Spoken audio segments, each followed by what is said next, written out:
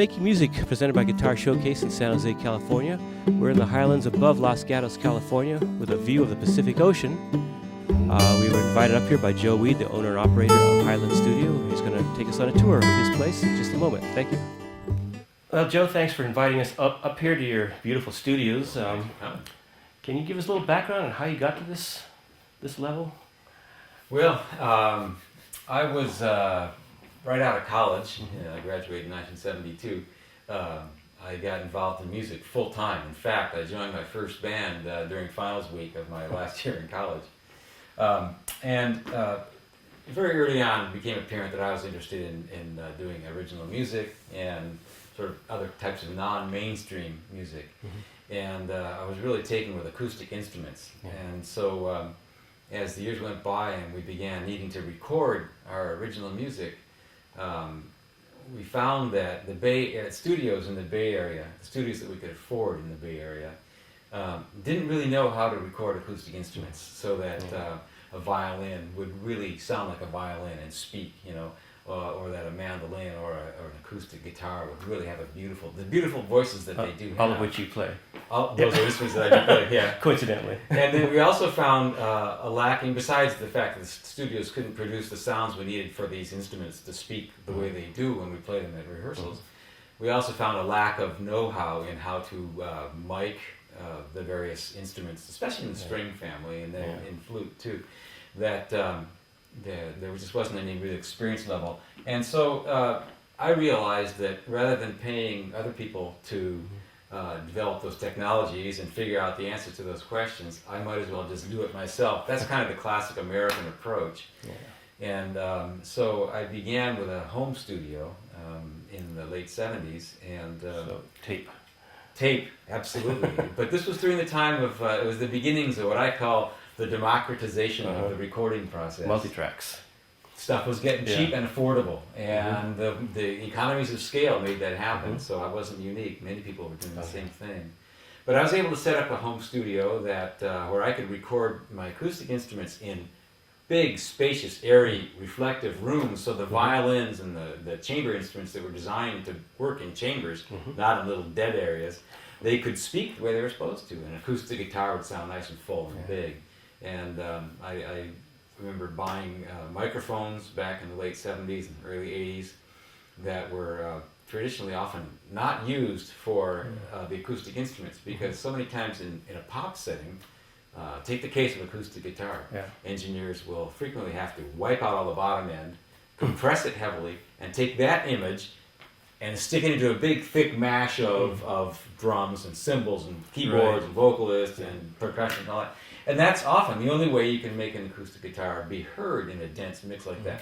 But if you're making a panorama that is, a 1941 Martin D28 guitar and a beautiful Italian violin and a beautiful Gibson mandolin and a spectacular upright bass played by a master, these instruments are going to combine in beautiful ways.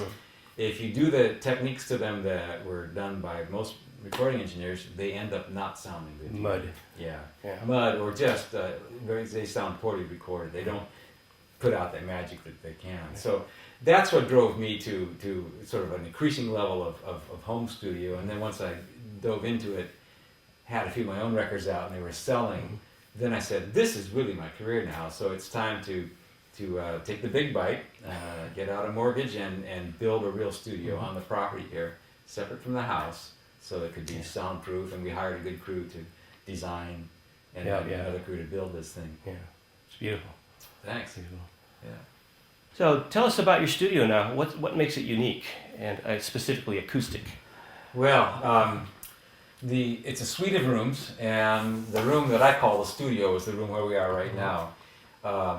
It's unique in several ways. I hired a very experienced and wonderful man named Chips Davis to help with the design. I brought concepts to Chips. He helped me refine them. This room is, number one, it was sized, before it even got off paper, we plugged height, length, and width into computer programs that I used to have to do them all with logarithms by hand, but in the computer programs we could make small adjustments in these dimensions and watch how the mode distributions of the sound reinforcement in the room would change.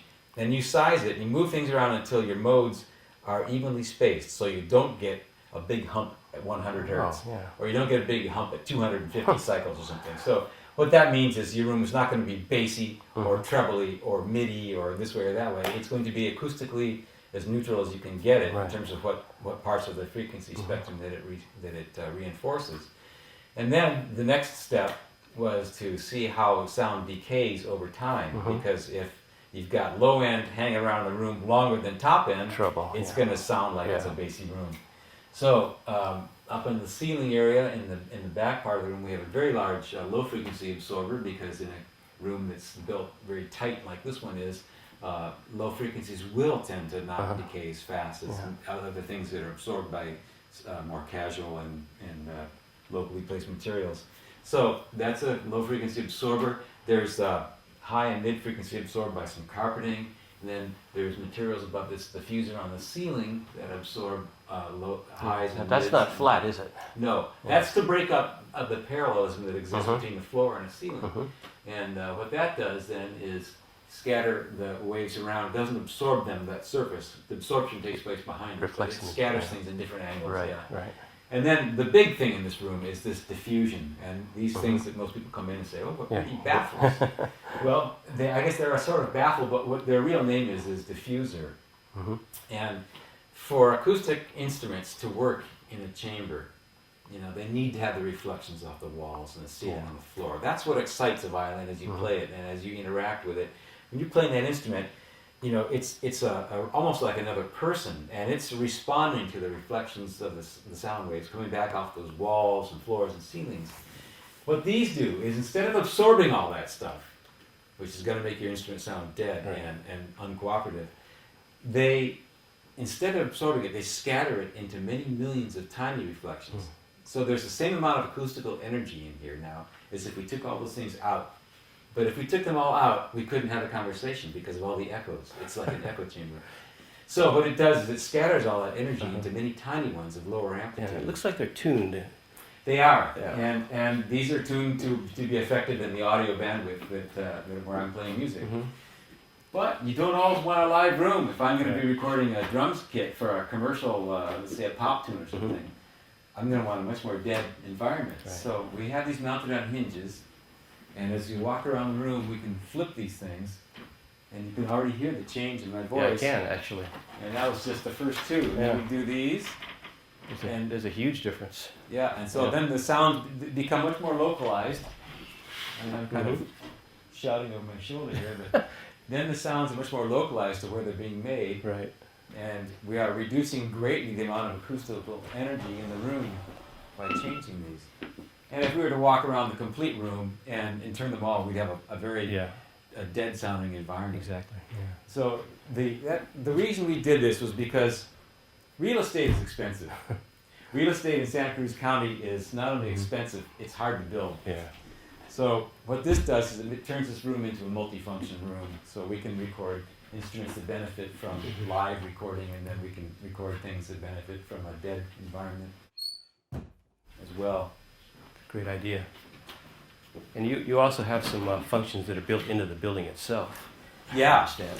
Well, early in my recording career, I began recording classical guitar players and flamenco guitar players. And those guys, their instruments sound best when you pull the mics off them a bit, and mic with at least two microphones. Often I'll do a stereo pair. And in phase or out? Well, you check the phase. It depends on where when they're placed and what part of the spectrum you're trying to get in phase. Because for every one part of the spectrum that's in phase, another part will be out of phase. So I needed a soundproof environment. I discovered when I first began doing those recordings that things like airplanes flying overhead, neighbors' chainsaws, helicopters, the people looking for marijuana patches flying by, the refrigerator turning on, the heating system in winter. You were mentioning crickets before. Where we are in the Santa Cruz Mountains, the crickets, thank God, it's absolutely beautiful. But between about May and the end of October, there's this thunderous chorus at night and crickets. It's beautiful. I've recorded it often. But if you're trying to record some poor guy with a classical guitar or a flamenco guitar, which is a fairly low output instrument, with mics that are capturing the ambience as well as the up front part of the instrument, if you don't have a soundproof environment, it's just not going to work. You're going to have this behind everything.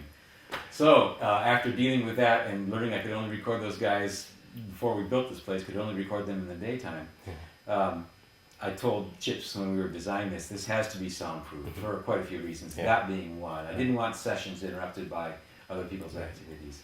And then number two, I wanted this studio to be acoustically decoupled, isolated from our control room, where we'll be a little later, so that when I'm working in there from the monitor speakers, I'm hearing what people are going to hear in their homes. I'm not hearing something bleeding through the walls in addition to the speakers. I needed a complete isolation. So the technique that we used is called a building within a building, where you build your shell, which is this room, all four walls and the ceiling, and then they are surrounded by another shell, which is the outside walls of the building. And there's no place where the walls or the outside come any closer than that. An inch is the closest point where they ever get, and in some places they're farther apart. So this building, when we close both the sound doors, this room then is isolated and it's soundproof and it's decoupled from the rest of the structure. As is the control room. We did the same thing because the control room is often a recording room during projects. I may have a drum kit in here with a bass player, and then on the other side we maybe have a lead vocalist and a keyboard player or a guitar player. And so I need total soundproofing. You're saying the installation itself is isolated with felt? Oh yeah, actually the slabs, the concrete slabs. A lot of the construction here had pretty heavy-duty seismic requirements because we are very close to the San Andreas Fault. In fact, it's right out the window here. It's just we're 1,200 feet. So what that means in terms of audio is a good thing.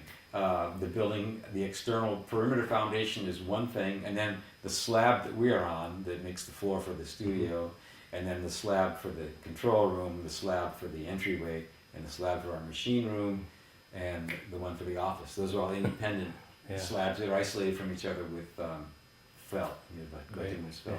So decoupling. So we're here in the control room of Joe's beautiful recording studio, and I understand you started off with an analog suite in here. Yeah. We built this place in the early 90s, and at the time I was recording on a big analog tape recorder, and those things are like a washing machine. They're big, they're loud, and they're hot.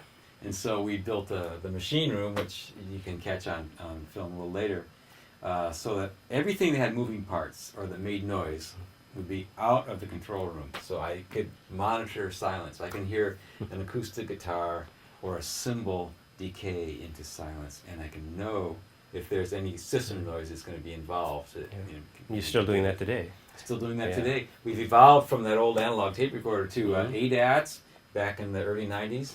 And then when Pro Tools, it was about 1995, 96 as I recall, somewhere in that area, when Pro Tools came out with their mix system, 24 mix system, which was, at that point, I made the switch from ADATs. It was a gradual process because projects that had begun on ADAT, we would port them over to Pro Tools, but then people would come in with projects they'd begun elsewhere on ADATs. But that's, I think, it's been about a little over 10 years ago that we went full on to Pro Tools, and now we have this really nice HD 3 XL3 system, which is the top Pro Tools rig now, which I'd recommend for anybody who's doing full-time recording. It's a really How long have you had this console? Well, this console, I'd say a couple of years, and I was kind of chagrined in a way to take out a large 72-channel analog mixing console, which looked very sexy. 72 channels. People would walk in here and they'd just know that this was a good place to work because this enormous console. But the thing is, you really have to look at function. And since I was working in Pro Tools virtually all the time, I decided to get rid of that. I also didn't want to run my monitoring through a console. I wanted to run it from my Pro Tools rig to a power amp to speakers. And soon I'm certain that there will be good digital power amps available, so even the power amps won't be making that. But anyway, so that's what this is. And this console is essentially very much like the Edit the mix screen in Pro Tools. Right. And Everything is assignable. Yeah. Oh, Yeah. absolutely. Yeah. Yeah. And it's a very. I was mentioning earlier to Rod that it's one of the reasons I got this is when I'm doing a session here with, let's say, a drummer, and it's a big kit, and we have a lot of mics up. So you've got, maybe 10, 12 mics on a drum kit. Got somebody playing bass in there. Maybe we're running 2 different lines off the bass. Maybe there's a singer in here and a keyboard player. Okay, and so there are 4 very different headphone mixes to maintain. Yeah. And so with this, rather than sitting with a mouse on different little windows on the computer to build all these mixes up, it's very easy to go, let's go with this mix. I push a button, hit the flip button. All these faders now are giving me somebody's headphone mix, and I can quickly get them using multiple fingers and get a shape that they want. Get them a mix that works, then go to the bass player. Now, what do you need? Let's copy that one, then make 2 changes. Okay, how about to the singer? What do you need? And we'll make sure and turn that vocal way up. Right. So then it's very tactile, and things are right in front of you. It's good sometimes when you're working in that kind of environment to have lots of stuff that you can quickly touch rather than paging through channels and furrowing. That's why the analog keyboard controls are coming back. Yes. Yeah. Yeah. So it's been very good for that, and they make, as you know, DigiDesign makes several other versions now and types of models of control surface. But this, at the time we got it, was the best choice for the room, and I still am very happy with it, even though it made the place look a lot less impressive to the casual observer. If you have a screen, it looks impressive. Okay. Yeah. So you did bring up another point, is that not only is the recording studio very versatile because of the way you can reconfigure it, but you also use this room as a recording room too. Yeah. And that was important to me. Real estate, once again, is expensive, and construction is expensive. And so I worked with Chips, the design engineer for this room and the studio, to make this a well-functioning recording room also. So it's not uncommon especially during basics, tracking basics, which means a full-on drum kit often, or a percussion player, maybe an additional percussion player, bass of some sort, perhaps a keyboard or guitar, and maybe a scratch vocalist. So we have in our entryway, I don't know if you saw that, that's been divided up into some little... I did see that. Yeah, mini like booths, where ISO booths, you call them, isolation booths. And they're wired for mics. And they're wired for microphones and headphones, so we can use those. But if I'm tracking something acoustic, like a drum set of cymbals or percussion tree or something, that's the room we want. According to I see you have some more of your baffling in here too. Yeah, the back wall. Back wall, which we'll show later. Okay, and we can certainly talk about the acoustics of this room. This was one of the things that I told Chips Davis, the designer, I absolutely had to have. I needed a control room that I could mix with complete confidence in, and I didn't want to be in a little closet. Talk about your monitoring system here. Well, this is what this whole control room design is basically.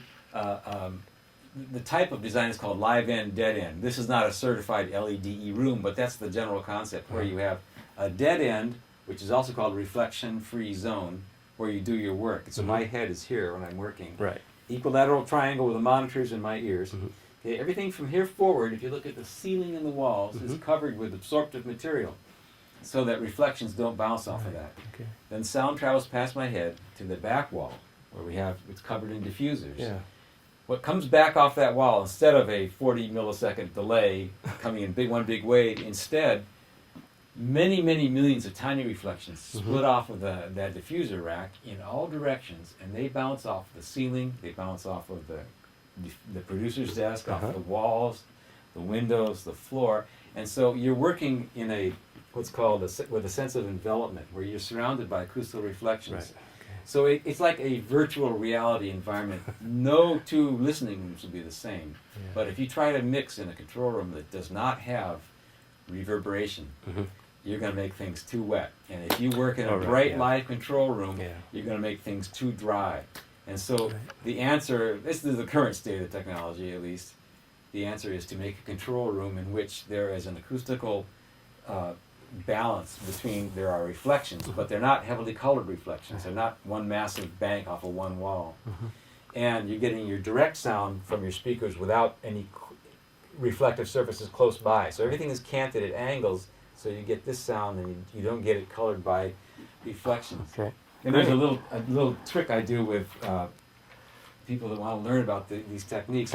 When you're talking or listening, put a pair of reflectors behind your ears. These are acoustical mirrors. You can use any hard surface. CD cases are great because they're shiny. And all of a sudden, you can hear everything completely differently. And everything sounds funny. It's because you're getting a reflection, a short reflection mixed with this direct sound. That makes sense, yeah. And so that's just a very graphic demonstration of why it's important to look at those concepts. So that was how they developed this control room. Live end, where you get the reflections, but it has to be diffused. Right. And then the dead end where you work. And once again, we're on an isolated foundation. Yeah. And the noisy stuff is in a different room. Yeah, the noisy stuff is out of the control room. No computers in here. Yeah. No hard drives. They're all, and we have cable channels that run between this console and the producer's desk. They go under the ground, and then they go in also into the machinery. So we don't have to have strip over cables and do that. We can keep it clean more easily too. Then the bank of blue that goes around the ceiling is low frequency absorption. Once again, as we mentioned in the studio, if your walls and your building is really tight, those lows aren't going to be absorbed. They're going to bounce around the room, and so you need something to absorb those, and that's mainly what that structure does. In a home environment, your walls are constantly just doing this, and people, it's like inexpensive low frequency absorption. And so the typical living room or bedroom studio has the great advantage for somebody that their walls are doing low frequency absorption for them. But in an environment like this, you have to deal with it separately. That's great. Okay. So I also wanted a control room in which I and clients could work and be comfortable and not be sitting in each other's laps trying to hear the sweet spot. There's plenty of room in here. There's plenty of room in here. It's airy. I can look out the window. I spend most of my day in this room. And so I just didn't want to be in some little cubicle somewhere. I wanted to take advantage of the nice view in the mountains, the coast, the ocean. I wanted to have the light be in here. It may not be a sexy environment, but it's a nice, healthy environment. Nice and clean. Yeah. So you can work in here. You can move around anywhere in this area and still have a good, effective interpretation of your stereo mix. You're not confined to one little place on a chair. So when I'm doing my work, I'm sitting right here. But when I'm bouncing a mix or when I'm doing other things, I can move around and still hear where people are placed. In a room like this, you can have a pretty wide, workable, sweet spot. You're still going to do most of your work right there. But, I mean, it's good to have a wider area. And then clients and other people who are here don't have to wait till you get out of the chair to see how things are going to sound. They can still tell. They can be sitting on this or back in these chairs. Okay, well, we've got a good idea of how this works, and it looks beautiful. Tell me what you're doing in here. Okay. What are you up to these days? All right. Well, I'm sort of looking at the career path. In my 20s, early 30s, I was mostly a musician and did a lot of road work and traveled. And then as I settled down, I began recording a lot more and developed a studio. I began with a home studio, as I'm sure many of your viewers are doing. And then as I began making my records, and fortunately they were selling, I realized that was my future. And I've always been much more of a producer, a writer, and arranger than a performer. How many did you end up doing? Well, I have six albums of my own, Okay. and then a few where I've collaborated with other artists. Neil Hellman of Gord Music in Santa Cruz has been very successful with the acoustic thing, and I've produced several for his albums, for his label, but also we've done several albums together as co-artists. But then 6 of my own, and they're still available? Oh yes, and the thing is, they're albums that probably one of the reasons my recording career has been successful is because they're not super timely. They're not hit-driven music. Right. I don't give it my best shot and hope that for the next 6 months this is gonna be what's really hip. I usually pick a theme for an album. I noticed that. Yeah. Okay. Yeah. And acoustic music in general is more timeless. I think. Yeah. I think you're right. Yeah. I think it tends, at least a lot of the people that play acoustic tend to tie into maybe a longer lasting train of tradition than somebody who's playing really commercial music. Right. But as I got into recording and making my own albums, it became a good way of life. It certainly allowed me to build this and to develop this. And then, of course, as I was recording my own albums, I was also frequently producing albums for other people too, Yeah. which is absolutely wonderful because when you do that, you get new people coming in, bringing new musical ideas, new players, new songs. I can help people with co-writing if they need help on the writing, but they'll bring in overdubbing players or drummers or bass players or background singers or whatever that I wouldn't have met otherwise. And so that really increases the chain. my reach for sounds and for people. Yeah, and I think that all makes the experience a lot richer on every project. Right. Well, thank you, Joe. This has been a great show we had here. Now, I want people to know that your CDs are available off your website, and where else? Pretty much the typical places. I'm on iTunes, Joe Weed. Amazon.com has all my albums. CD Baby has them all. And my website, joeweed.com, one word, joeweed.com. No space. We have an internet store, a secure internet store, and take credit cards from the whole deal. Right. So they can certainly buy my CDs. Okay, well, thank you very much, Joe. Well, thanks for coming up to the studio. We'll see you then.